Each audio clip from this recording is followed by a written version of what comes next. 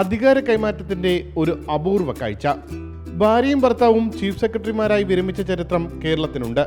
പക്ഷേ chief secretary പദവി വിരമിച്ച് തൊട്ടു പിന്നാലെ ഭാര്യയ്ക്ക് കൈമാറുന്ന കാഴ്ച കേരളത്തിൽ ആദ്യം.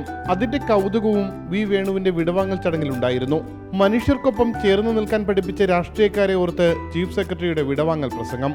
20 വർഷം പല സമയങ്ങളിലായി ഈ സെക്രട്ടേറിയറ്റിനകത്ത് ഞാൻ ജോലി ചെയ്തപ്പോൾ എന്നോട് സ്നേഹത്തിൽ പെരുമാറിയവരും എൻ്റെ കൂടെ പ്രവർത്തിച്ചവരും എല്ലാവരോടും ഞാൻ ഈ സമയത്ത് എൻ്റെ നന്ദി അറിയിക്കുകയാണ്.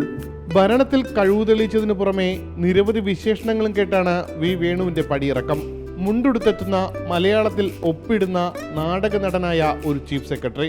50ഓളം നാടകങ്ങളിൽ പ്രവർത്തിച്ചിട്ടുള്ള ഷേക്സ്പിയറുടെ മാക്ബത്തിലെ ഡങ്കൻ രാജാവിനെ വേദിയിൽ തെളിമയോടെ അവതരിപ്പിച്ച് കയ്യടി വാങ്ങിയിട്ടുള്ള കലാകാരനാണ് ശ്രീ വേണു എന്നത് അധികം പേർക്ക് അറിയാമെന്ന് തോന്നുന്നില്ല. വിജയ് തെണ്ടുൽക്കറുടെ സഗരം ബൈൻഡറിലെ ഷിൻഡെ, അയ്യപ്പ പണിക്കരുടെ പാളങ്ങളിലെ അധികാരി, ഭഗവത് യുഗത്തിലെ യമരാജൻ തുടങ്ങിയ വേഷത്തിലും ഈ ചീഫ് സെക്രട്ടറി തിളങ്ങിയിട്ടുണ്ട്. ചീഫ് സെക്രട്ടറി പദവിയിൽ പുതുതായി ചുമതലയേൽക്കുന്ന ശാരദാ മുരളീധരന് ഇനി 8 മാസമാണ് ശേഷിക്കുന്നത്. വിരമിച്ചെങ്കിലും 8 മാസവും പൂർണ്ണ പിന്തുണയുമായി ഒപ്പമുണ്ടാകുമെന്ന് ഭാര്യയ്ക്ക് വിരമിച്ച ചീഫ് സെക്രട്ടറി വേണുവിന്റെ ഉറപ്പ്.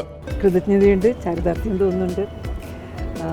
പിന്നെ വീട്ടിലൊരു അഡ്വൈസറിന് കിട്ടിയല്ലോ, അതിന്റെ സന്തോഷമുണ്ട്.